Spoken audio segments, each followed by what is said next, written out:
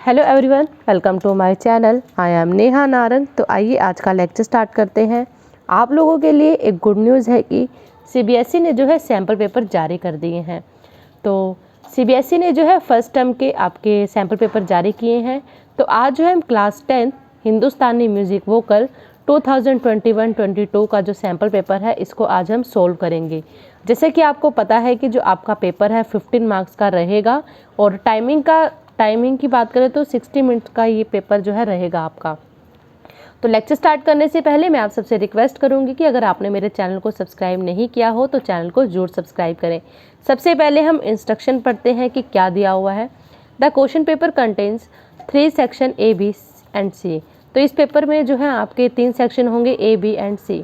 Section A has 12 questions, attempt any 10 questions. तो आपको total 12 questions दिए हुए हैं जिसमें से आपको 10 क्वेश्चन जो है अटेम्प्ट करने हैं सेक्शन A में से। नेक्स्ट है कि section B has 12 questions, attempt any 10 question. तो आपको 12 में से जो है 10 क्वेश्चन करने हैं।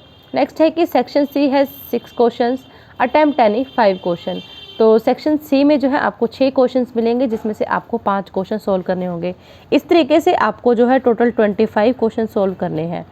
All questions carry equal marks.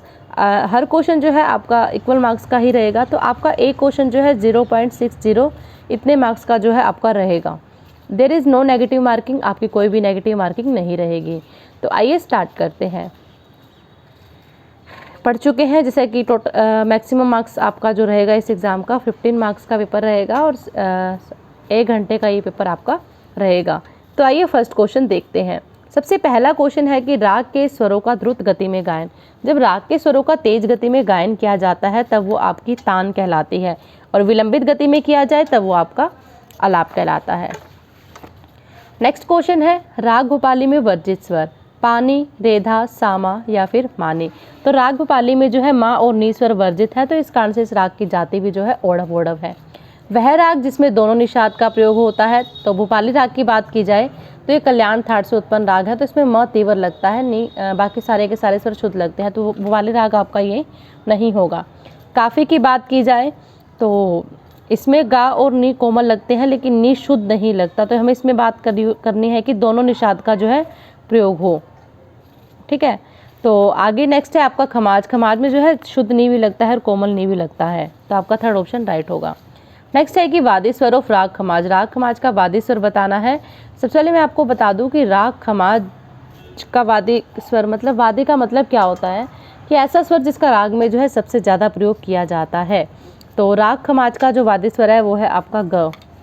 राग जो अपने ही थाट के नाम से उत्पन्न हो, ऐसे राग बताने हैं जो अपने ही थाट से उत्पन्न है। भोपाली, सारंग, यमन या फिर खमाज। तो खमाज ऐसा राग है जो अपने ही थाट से उत्पन्न राग है, और जो अपने ही थाट से उत्पन्न राग होते हैं उसे क्या कहा जाता है? आश्रय राग। देखो आपके सिलेबस में 2 ही राग है, राग खमाज और राग भोपाली, तो ज़्यादा कंफ्यूज होने की जरूरत ही नहीं है आपको। नेक्स्ट क्वेश्चन है कि मींड का चिन्ह क्या होता है। देखो चिन्ह बता रखे हैं और इसमें जो है सबसे ज़्यादा कन्फ्यूज़न हो जाएगी आप लोगों को। फर्स्ट ऑप्शन देखो इस तरीके का अर्धचंद्राकार बना हुआ है, फिर नेक्स्ट आपकी कोष्ठक यानी कि ब्रैकेट बनी हुई है। नेक्स्ट है उल्टा अर्धचंद्राकार बना हुआ है आपका, फिर आपके ये डबल। तो आपका मींड का जो चिन्ह है ये आपका थर्ड ऑप्शन जो है राइट होगा। मींड के चिन्ह में जो है इस चिन्ह का प्रयोग किया जाता है उल्टा अर्धचंद्राकार। ठीक है, तो जैसे मान लो हमें सा से लेकर के पा स्वर तक की मींड लेनी है तो आपको ऐसा लिखा मिलेगा। तो इससे पता चल जाता है इस चिन्ह से कि हमें इस स्वर से लेकर के इस स्वर तक जो है मींड लेनी है। अब जो बीच के स्वर है रे, गा, मा, ये स्वर हमें सिर्फ स्पर्श करने हैं और इस तरीके से स्पर्श करने हैं कि हमारी आवाज़ जो है टूटे नहीं। तो इस तरीके से आपका जो मींड का साइन होगा वो ये होगा। राग भोपाली के वादी एवं संवादी स्वर। तो राग भोपाली का जो वादी और संवादी स्वर है वो है गा और धा, क्योंकि माँ और नी स्वर तो देखो वर्जित है राग भोपाली में। तानपुरे के तार इससे बंधे होते हैं, गुड़च, गुल्लू, डांड या फिर खूंटी। तो तानपुरे के जो 4 तार हैं आपके खूंटियों से बंधे रहते हैं। तानपुरे में तारों की संख्या 3, 7, 5, 4। तो तानपुरे में जो तारों की संख्या है वह आपकी 4। नेक्स्ट है ताल रूपक की विभाग व्यवस्था 2, 2, 3, 3, 2, 2, 2, 3, 2, 3, 3, 2। तो सेकंड ऑप्शन राइट होगा, क्योंकि देखो पहले विभाग में 3 मात्राएं हैं, दूसरे में 2, फिर तीसरे में भी 2। तो बोल की बात की जाए तिन तिन ना धिन ना धिन ना, तो 11वां ऑप्शन आपका राइट होगा।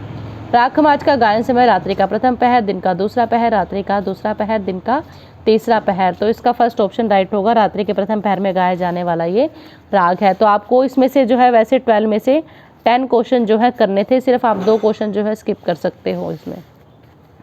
नेक्स्ट आपको दिया हुआ है प ग इंगित करता है, तो 1/2 स्वर, मीन, कर्ण या फिर कोष्टक। देखो ये जो है कर्ण का है, कर्ण स्वर इस तरीके से ही होता है। इसमें क्या है कि मूल स्वर आपका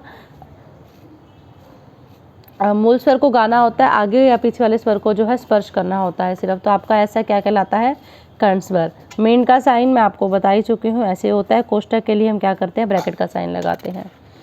तो सा धा सा रे पा गा किस राग को दर्शाता है, तो इसका राइट आंसर है राग भोपाली। राग के स्वरों का विलंबित लय में विस्तार करना, तो विलंबित लय में जब विस्तार किया जाएगा तो वो आपकी आलाप कहलाती है। बस इस चीज़ को ध्यान में रखना, विलंबित है क्या द्रुत है, ठीक है। दोनों ही क्वेश्चन आपके एग्जाम में आए होंगे, तो इस बात को बिल्कुल ध्यान रखना, क्योंकि आपका ये मोस्ट इंपॉर्टेंट क्वेश्चन है। 100% आपको जो आपके फाइनल एग्जाम में भी मिलेगा। तिलवाड़ा ताल में 9वीं से 12वीं मात्रा के बोल बताने हैं। तिलवाड़ा ताल आपकी 16 मात्राओं की ताल है, तो 9वीं मात्रा के बोल देखते हैं। पहले ही बात करते हैं, धा तिरकिट धिन धिन, धा धा तिन तिन, ता ता तिरकिट धिन धिन। तो आपने देखा 9वीं 10वीं 11वीं 12वीं में ये बोला गया ता तिरकिट धिन धिन, तो इसमें जो है आपका सेकंड ऑप्शन राइट होगा, ता तिरकिट धिन धिन। नेक्स्ट है कि ध्रुपद गायन में कौन सी ताल का प्रयोग किया जाता है, कहरवा, रूपक, 3 ताल या फिर 4 ताल। देखो ध्रुपद में जो है जो तालें पखावज पर बजती हैं उन तालों का प्रयोग किया जाता है। तो 4 ताल आपकी खुले बोलों की ताल है, उसको पखावज पर बजाया जाता है। वह ताल जिसमें 4 ताली और 2 खाली हैं, तिलवाड़ा, चौताल, रूपक, 3 ताल। तो इसका राइट आंसर है चौताल यानी कि 4 ताल। तिलवाड़ा ताल में आपकी 4 ताल में आपकी 4 ताली और 2 खाली हैं। किट धा चौताल में कौन सी मात्राओं पर है, तो 4 ताल की बात कर लेते हैं कि किट धा कौन सी मात्रा पर आ रहा है। धा धा दिन ता किट धा, तो 5वीं और 6वीं मात्रा पर आ रहा है ये, तो आपका थर्ड ऑप्शन राइट होगा। 20th क्वेश्चन, स्वर समूह से हमें राग पहचाना है, गामा पाधा नी धापा मागा। तो आप देख रहे हो नी कोमल है, तो सीधी सी बात है राग खमाज है ये। सारे गागा रेगा पापा, राग भोपाली के अनुसार इस स्थान को जो है हमें पूरा करना है। तो इसका जो राइट आंसर है वो आपका थर्ड होगा, गागा धाधा पाधा सासा। थर्ड ऑप्शन राइट होगा, गापा धाधा पाधा सासा। रूपक ताल में कितनी खाली है, 2 3 कोई नहीं या फिर 1। तो रूपक ताल में 1 खाली है जो कि पहली मात्रा पर होता है। तिलवाड़ा ताल में तिरकिट का प्रयोग कितनी बार होता है, तो देखते हैं। धा तिरकिट एक बार आ गया, धिन धिन, ता तिरकिट दूसरी बार आ गया, ता तिरकिट अगेन देखिए एक बारी, धा तिरकिट धिन धिन, धा धा तिन तिन, ता तिरकिट धिन धिन, धा धा धिन धिन। तो इस तरीके से आपने देखा कि आपकी जो है 2 बार आया तिरकिट। नेक्स्ट है कि तानपुरे में तुम्बा और डांड को जोड़ने वाले भाग का नाम क्या कहलाता है। तो तानपुरे में तुम्बे और डांड को जब जोड़ा जाता है तो ऐसे भाग को जो है गुल्लू कहा जाता है। तो फर्स्ट ऑप्शन ही आपका राइट होगा। अब देखते हैं 25 क्वेश्चन, जो इसमें सारे के सारे जो आपका सेक्शन सी है, सारे के सारे स्टेटमेंट वाले क्वेश्चन जो है आपको मिलेंगे। तो इसमें क्या है, भोपाल ओढ़व जाति का राग है, बिल्कुल बात ठीक है। भोपाली के आरोह अवरोह में क्रमशः 5 और 6 स्वर होते हैं, नहीं, क्योंकि देखो राग भोपाली में जो है ओढ़व जाति का राग है, तो आरोह में भी 5 स्वर है, अवरोह में भी 5 स्वर है। तो पहला ऑप्शन ठीक है और सेकंड ऑप्शन आपका गलत है। तो कथन ए गलत है, फर्स्ट गलत हो गया, कथन ए सही है परंतु कथन ब गलत है, तो आपका सेकंड ऑप्शन इसमें राइट होगा। नेक्स्ट क्वेश्चन है कि द्रुत लय में गाए जाने वाले स्वर समूह को तान कहते हैं, ठीक है। स्पाट और कोट तान के ही प्रकार है, ये बात भी बिल्कुल ठीक है। तो ए और ब दोनों ही सही हैं, तो इस कारण से आपका सेकंड ऑप्शन राइट होगा।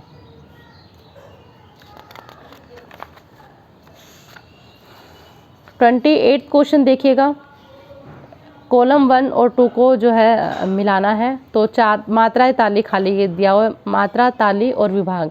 तो आपको कोई भी चीज़ अच्छे से पता तो आप देन इजीली कर सकते हैं। अगर सपोज करो 4 ताल की मात्रा आपको पता है तो आप कर सकते हैं इस क्वेश्चन को बहुत इजीली। 4 ताल में आपकी कितनी मात्राएं होती हैं, 12। तो आपका थर्ड ऑप्शन राइट होगा। 4 ताली होती हैं और 6 विभाग होते हैं। तिलवाड़ा ताल की बात की जाए तो 16 मात्राओं की ताल है, 3 ताली हैं और विभाग की बात की जाए 4, तो ये ठीक है बिल्कुल। रूपक ताल 7 मात्राओं की ताल है, 2 ताली है और विभाग कितने हैं, 3। ठीक है, तो आपका जो ये ऑप्शन राइट होगा सेकंड। 29 क्वेश्चन देखते हैं। इसे स्पर्श स्वर भी कहते हैं, तो इसमें भी जैसे आपको मैच करना है। तो जो स्वर स्पर्श स्वर कहलाते हैं वो है आपके कर्ण स्वर। एक स्वर से दूसरे स्वर तक ध्वनि को खंडित किए बिना जाना आपका मीन कहलाता है। द्रुत लय में जो है छोटा ख्याल गाया जाता है। तो आपका जो राइट होगा वो है सेकंड ऑप्शन। नेक्स्ट है कि रूपक ताल में खाली जो है पहली मात्रा पर है, तो ये बात बिल्कुल ठीक है आपकी। रूपक ताल में पहली मात्रा पर जो है खाली है। रूपक ताल का सम भी जो है पहली मात्रा पर है। हाँ, रूपक ताल में सम और जो खाली है वो एक ही उस पर आते हैं, तो इस कारण से इस ताल को जो है शास्त्रीय तालों का अपवाद ताल जो है माना गया है, क्योंकि पहली मात्रा पे हम हर बार सम ही दिखाते हैं, लेकिन ये एक ऐसी ताल है जिसकी पहली मात्रा पर खाली दिखाया जाता है। तो इसका कथन जो है ए और बै दोनों ही सही है।